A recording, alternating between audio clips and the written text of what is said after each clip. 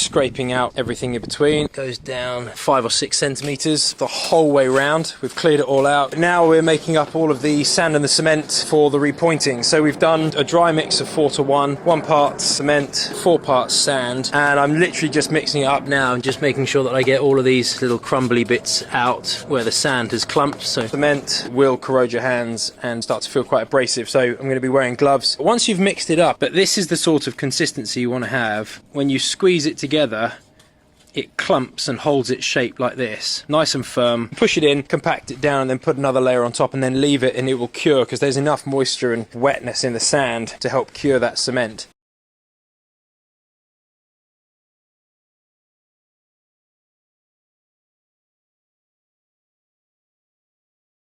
And then rinse and repeat. We'll leave this for a couple of days.